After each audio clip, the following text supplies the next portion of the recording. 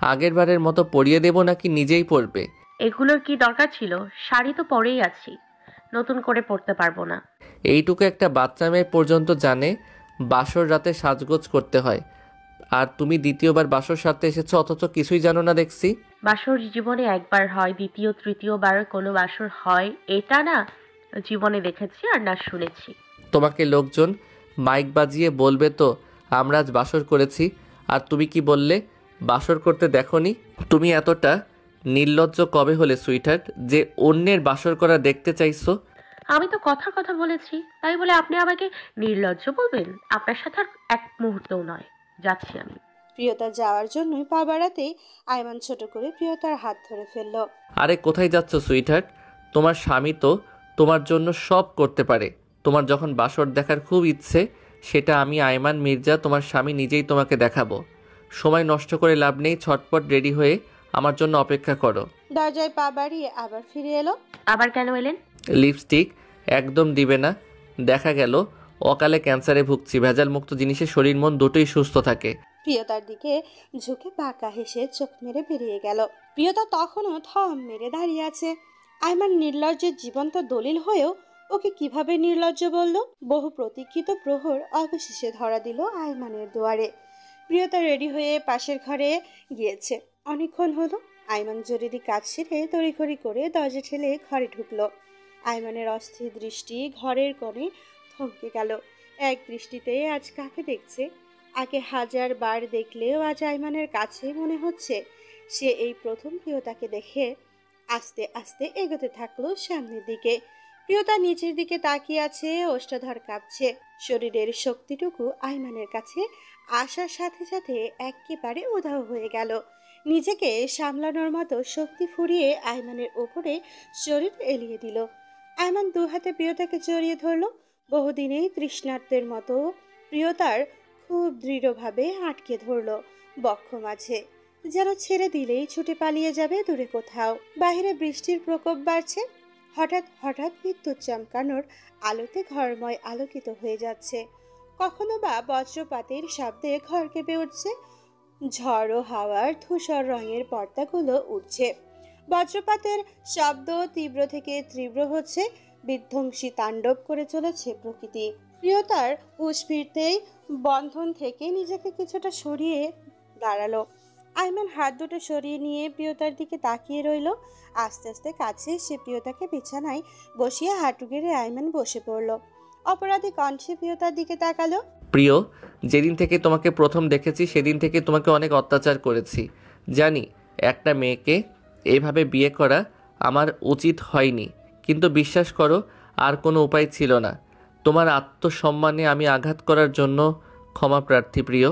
আর দূরত্বটা মেনে নিতে পারছি না সুইটহার্ট। যতবার তোমাকে বলেছি মুক্তি দিব, ততবারই আমি তোমাতে বেঁধেছি নিজেকে। আমার এই রংহীন জীবনের রংধনু তুমি প্রিয়। প্লিজ আমাকে এভাবে একা ফেলে আর কখনো চলে যেও না।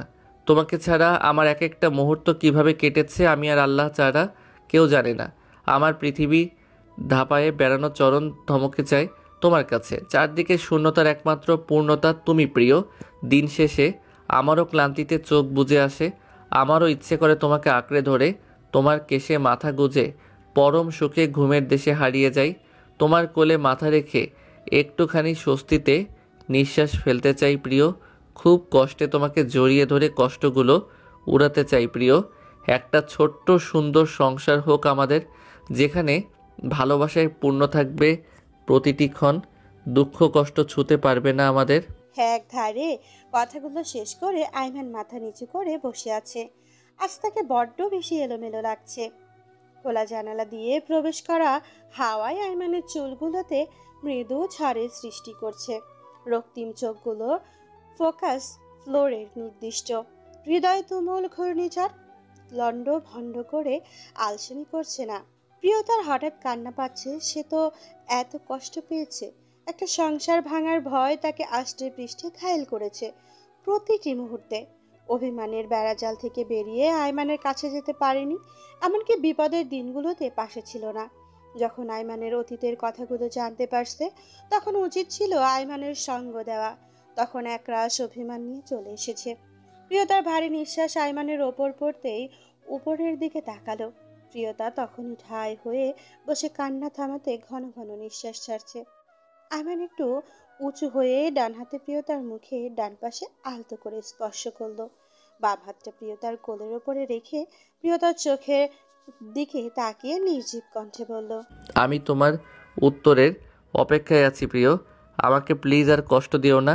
মোমের মতো আমি একটু শেষ হয়ে যাচ্ছি তোমার অবহেলায়। প্রিয়তা আইমানের দুই হাত ধরে হু হু করে কেঁদে উঠল, চাপটে ধরল আইমানকে। বর্ষার বাড়িধারায় যেমন প্রকৃতি সকল গ্লানি অবসন্নতা মুছে সজীবতায় ভাবে যায়, তেমনি প্রিয়তা আজ একে একে সকল অভিমান অভিযোগ ভুলতে অশ্রু বিসর্জন দিচ্ছে। শত মুহূর্তের শত কষ্ট বেদনা আইমানের পাঞ্জাবিতে লেপ্টে গেছে। আইমানের বাম হাতটা প্রিয়তার চুলে গুজে দিয়ে ডান হাতটায় কোমর চেপে ধরল। গাছগাছালিতে অপরিচিত পাখিরা ভোরের আগমন বার্তা শুনতে কিচিরমিচির করে চলেছে। রাতে কালবৈশাখীর লেশ ছেড়ে আকাশ নীল শাড়িতে সেজেছে। বৃষ্টিতে সকল ময়লা আবর্জনা ধুয়ে প্রকৃতির সজীবতায় প্রাণবন্ত হাস্যোজ্জ্বল রূপে ছেয়ে গেছে। সকালে সোনালি রবির আলোতে ঝলমল করছে চারিদিকটা। আইমান প্রিয়তার জীবনেও বহুদিনের কালবৈশাখীর শেষে ফিরে এসেছে প্রেমপূর্ণ ভালোবাসা। প্রিয়তা আইমানের বাম পাশে বেঘরে ঘুমোচ্ছে। আইমান এক হাত প্রিয়তার গলদেশের নিচে রেখে অন্য হাত পিঠে আঁকড়ে ধরে ঘুমোচ্ছে। তাদের অভিযোগ অভিমানের পালা সমাধিস্থ করে ভালোবাসার পরম আবেশে ফিরতেই কেটেছে অর্ধরাত। ঘুমের ঘোরে প্রিয়তা আইমানের উন্মুক্ত বুকে ঘন কালো পশমগুলো চেপে ধরতেই আইমান মৃদু আর্তনাদ করে উঠল। ঘুম ঘুম চোখে প্রিয়তার দিকে তাকিয়ে রইল কিছুক্ষণ। বদ্ধ চোখে আলতো করে চুমু খেয়ে ঠোঁটের দিকে তাকালো। গোলাপ রাঙা ঠোঁটে চুমু খাওয়ার লোভ সামলাতে না পেরে গভীরভাবে চুমু খেতে লাগলো। প্রিয়তা চোখ খুলে তাকাতেই হকচকে উঠল। প্রিয়তাকে ড্যাব ড্যাব করে তাকিয়ে থাকতে দেখে আইমান বুকের দিকে ইশারা করলো। প্রিয়তা তখনও বুকের ওপরে চাপটে ধরে আছে। তাড়াতাড়ি সরিয়ে আইমানের দিকে দৃষ্টি নিক্ষেপ করলো। আইমান বাঁকা হেসে প্রিয়তাকে ছেড়ে দিল, কিন্তু প্রিয়তা আগামাতা কিছু না বুঝে হাঁ করে তাকিয়ে রইল। আইমান প্রিয়তার দিকে শাড়ি বাড়িয়ে দিয়ে বাথরুমে চলে গেল। প্রিয়তা চুপচাপ বসে কালকে রাতে স্মৃতিচারণ করছে। প্রায় 5 মিনিট পর আইমান তোয়ালে পেঁচিয়ে বাথরুম থেকে বেরিয়ে আসলো। চুলে ব্যাগ ব্রাশ করতে করতে ড্রেসিং টেবিলের সামনে দাঁড়ালো। আয়নাতে প্রিয়তাকে বসে থাকতে দেখে ভ্রু কুচকে পেছনের দিকে তাকালো। এভাবে বসে আছো কেন? দেরি হয়ে যাচ্ছে কিন্তু, তাড়াতাড়ি করো। প্রিয়তার ধ্যান ভাঙতেই আইমানের দিকে তাকালো। শ্যামবর্ণের চামড়ার উপরে পানির কণাগুলো ছকছক করছে। ফিটনেসযুক্ত উন্মুক্ত শরীরের দিকে চোখ পড়তেই বিদ্যুতের ন্যায় শখ খেলো প্রিয়তা। যত দ্রুত সম্ভব চোখ সরিয়ে বাথরুমের দিকে পা বাড়ালো। আইমান আয়নায় প্রিয়তার হাব ভাব দেখে না হেসে পারল না। ঘুটঘুটে অন্ধকার জঙ্গলের মধ্যে ঠায় দাঁড়িয়ে আছে পুরোনো দিনের একটি দালান। চারিদিকে ঝিঝি পোকার শব্দ। দূর থেকে ভেসে আসছে কুকুরের বীভৎস চিৎকার। নিশাচর পাখি ডাকে রাতের গভীরতা জানান দিচ্ছে। চাঁদের আলো ঘন জঙ্গল ভেদ করে মাটি ছুঁতে বারবার ব্যর্থ হচ্ছে। আইমানের কঠোর চেহারাটা টেনে সুমি সুলতানার মুখোমুখি হয়ে বসল। সুমি সুলতানা নিভু নিভু চোখে আইমানের দিকে তাকালো। শরীরটা বেশ দুর্বল কিনা বোঝা যাচ্ছে না, তবে মনের মধ্যে হাজারো ভয় ভীতি ঝাঁপড়ে ধরেছে। আইমান ধীর স্থির কণ্ঠে সুমি সুলতানাকে প্রশ্ন করলো, আপনি সব বলবেন তো নাকি অন্য ব্যবস্থা করব আমি? না না, আমি আজ সব বলবো। আমাকে খন্দকার মোশাররফ হোসেনের সাহেবের সাথেই আমার কালো বাজারের পথ চলা। এরপর আস্তে আস্তে লাভবান হওয়াতে আমার মধ্যে লোভ জেগে বসে। আস্তে আস্তে নারী পাচার সহ মদ্যপানের ব্যবসা শুরু হয়। আমি আর কিছু জানি না, আমি একমাত্র খন্দকার সাহেবকেই চিনি। উনি সব কিছু দেখাশোনা করতেন। নিজের স্বামীকে খুব বিশ্বাস করতেন মনে হয়, কিন্তু আপনার স্বামী তো আপনার বিশ্বাস রাখিনি মিসেস সুলতানা। আপনার জন্য আমার মাঝে মাঝে আফসোস হয় জানেন। নিজের সন্তানকে ছেড়ে খন্দকার সাহেবের ছেলে রাফসানকে নিজের সন্তানের মতো লালন পালন করেছেন, নিজের সন্তানের পিছনে লাগিয়ে দিয়েছেন, এমনকি আমার প্রিয়র সাথে অসভ্যতম করার জন্য পর্যন্ত পাঠিয়েছেন। কিন্তু আপনি জানেন না সাপের বাচ্চা সাপই হয়। আমি আপনার ছেলে, এটা ভুলে গিয়ে নিজের পায়ে নিজে কুড়াল মেরেছেন আপনি। ধুপ করে চেয়ারে বসে পড়ল আয়মান। দুজনের মধ্যে নীরবতা। আয়মান চোখ বন্ধ করে বসে আছে। আপনাকে আর একটা প্রশ্ন করতে চাই মিসেস সুলতানা, আমার বাবার সাথে আপনি এমনটা কেন করলেন? কি দোষ ছিল আমাদের? শ্রমী সুলতানা নিশ্চুপ হয়ে নিচের দিকে তাকিয়ে আছে। আজ হয়তো একে একে নিজের হাতে তৈরি করা সাম্রাজ্য একসাথে ধ্বংস হয়ে যাবে। কি হলো বলেন, কি দোষ ছিল আমাদের? চুপ করে থাকবেন না, আপনার হাতে সময় খুব কম। কোনো দোষ ছিল না তোমাদের। আমি নিজেই ছেড়ে চলে গেছি। এত বছর পরও আমি আমার প্রাক্তন প্রেমিকের মায়া কাটিয়ে উঠতে পারিনি বলেই নিজের ভালোবাসার মানুষকে ফিরে পেতেই সব ছেড়ে চলে গেছি সেদিন। আমার এতে তোমাদের জন্য কোনো আক্ষেপ নেই। তোমরা বেশ ভালোই আছো। একজন ক্ষমতাবান এমপি তুমি এখন। ঘর আছে, সংসার আছে, জীবনের মানেটা বোঝো তুমি। আমি থাকলে হয়তো এইসব বুঝতে না। আয়মান কোনো কথা বলল না। কেন জানি হাজারটা কথা মনের মাঝে ঘুরপাক খেলো, মুখ দিয়ে বের হচ্ছে না। আয়মান উঠে দাঁড়ালো। আপনার সাথে এটাই হয়তো আমার শেষ দেখা। বেঁচে থাকলেও কখনো আপনার সাথে যেন আমার দেখা না হয়। যদি কখনো আপনার করা অন্যায় শাস্তি থেকে বেঁচে যান, আশা করব আপনি আমার জীবনের সাথে জড়িয়ে থাকা মানুষগুলোর দিকে কিংবা আমার কোনো কিছুর উপর নজর দিবেন না। আমার সাথে আপনার আর যদি কোনো দিন দেখা হয়, মনে রাখবেন সেদিনই আপনার শেষ দিন। আয়মান হন্তদন্ত পায়ে বেরিয়ে গেল। দুইজন মহিলা পুলিশ সুমি সুলতানাকে নিয়ে গেল। কিছুক্ষণ আগে খন্দকার সাহেব সহ তাদের সঙ্গপাঙ্গকে পুলিশ ধরে ফেলেছে। আয়মানের অক্লান্ত পরিশ্রমে সব প্রমাণ হাতের মুঠোয় এসেছে। আয়মান তাড়াতাড়ি সব কাজ শেষ করে বাড়ি ফিরেছে। প্রিয়তা বেঘরে ঘুমাচ্ছে দেখে আয়মান আর ঘুম ভাঙালো না। ফ্রেশ হয়ে প্রিয়তাকে বুকের সাথে জড়িয়ে ধরে শুয়ে পড়ল। বহু কষ্টের পর প্রিয়তাকে আবারও নিজের করে পেয়েছে। এবার আর জোর করে নয়, দুটি মন ভালোবাসায় আবদ্ধ হলো। আজ আরিয়ার এঙ্গেজমেন্ট। ওয়াদির এমবিবিএসটা শেষ করে বাড়িতে আরিয়ার কথা জানিয়েছে। ওয়াদির বাবা মা ছেলের কথা কখনো ফেলতে পারে না। তাছাড়া আরিয়াকে তাদের অনেক পছন্দ হয়েছে। আয়মানের কাছে বিয়ের প্রস্তাব দিতেই আয়মানও রাজি হয়ে যায়। প্রিয়তা ভীষণ খুশি আরিয়া ওয়াদির প্রণয়পূর্ণতার জন্য।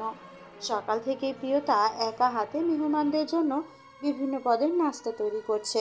প্রিয়তার মা বাবা পিয়াস কিছুক্ষণ আগে এসেছেন।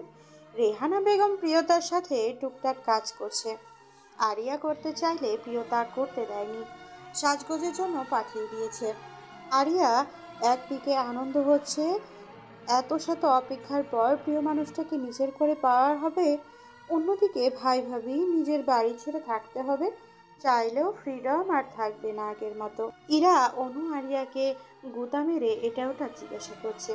পৃথিবীতে সব কিছুর একটা লিমিট থাকলেও বান্ধবীদের সাথে কথা বলার কোনো লিমিট থাকে না। দুনিয়ার সব আজে বাজে কথার একমাত্র সঙ্গী বন্ধু বান্ধবগুলোই। আরিয়া মাঝে মাঝে অবাক হয়, ইরা অনুকে ভালোভাবে দেখে। এই সুন্দর ফুটফুটে নিষ্পাপ বাচ্চার মতো মেয়েগুলোর মুখের ভাষা যে এত খারাপ, চিন্তাধারা যে এত উদ্ভট, তা বাহিরের মানুষের কল্পনাতীত।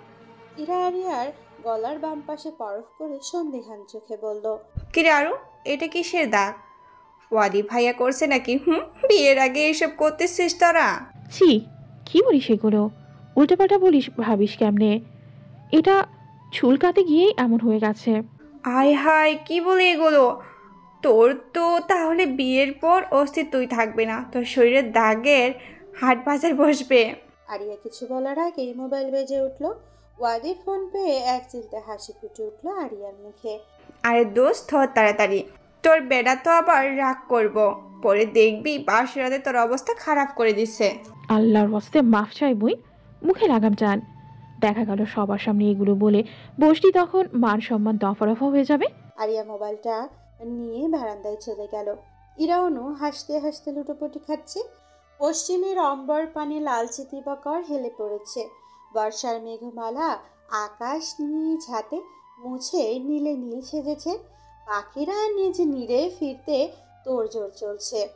ওয়াদিদের গাড়ি মির্জা নিবাসের সামনে এসে দাঁড়িয়েছে। ওয়াদির মা বাবা একে একে সবাই নেমে পড়ল। ওয়াদির কিছুটা নার্ভাস ফিল হচ্ছে, অজানা উত্তেজনায় ধুকধুক করছে, বুক কাঁপছে। যতই পা ফেলছে ততই হার্টবিট ফাস্ট হচ্ছে। বারান্দা থেকে আরিয়া লুকিয়ে ওয়াদিকে দেখছে। সাদা পাঞ্জাবিতে ওয়াদিকে একটু বেশি আকর্ষণীয় লাগছে। জেল দেওয়া চুলগুলো বাধ্য হয়ে আছে।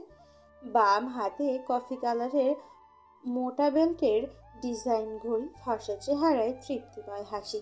সাদা পবিত্রতার প্রতীক বলে ওয়াদি আরিয়া দুজনে ঠিক করেছে এঙ্গেজমেন্ট। এবার বাসর রাতে দুজনেও ম্যাচিং করে সাদা শাড়ি পাঞ্জাবি পরবে।